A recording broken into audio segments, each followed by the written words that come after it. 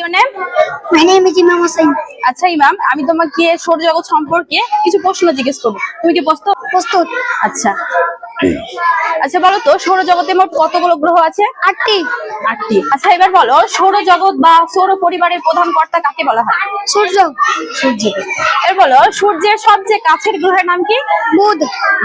আর সূর্যের সবচেয়ে দূরের গ্রহের নাম? নেপচুন। আচ্ছা, কোন গ্রহকে সন্ধ্যা তারা বা ভোরের তারা বলা হয়? শুক্র।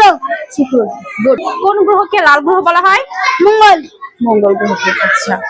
আচ্ছা রিমা, তুমি বলো তো, বামন গ্রহ কাকে বলা হয়? বাবুর প্লুটোকে। আচ্ছা, নীল গ্রহ কাকে বলা হয়?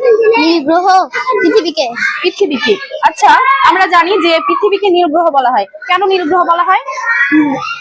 তাতে 3 ভাগ জল ও 1 ভাগ স্থল, তাই।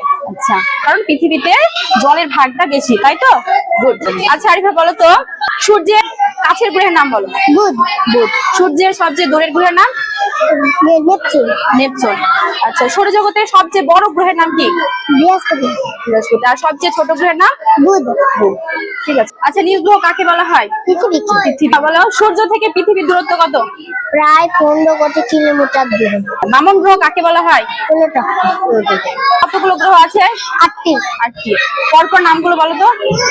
বুধ, শুক্র, পৃথিবী, মঙ্গল, বৃহস্পতি, শনি, Uranus, Neptune. Good, very good. সবচেয়ে দূরের গ্রহের নাম বলো। নেপচুন। আর সবচেয়ে কাছের গ্রহ?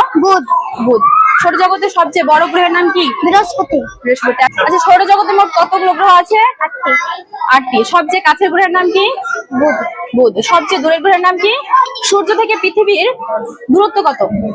প্রায় 15 কোটি কিলোমিটার। গুড। আচ্ছা, সৌরজগতে সবচেয়ে বড় গ্রহের নাম কি? বৃহস্পতি। বৃহস্পতি।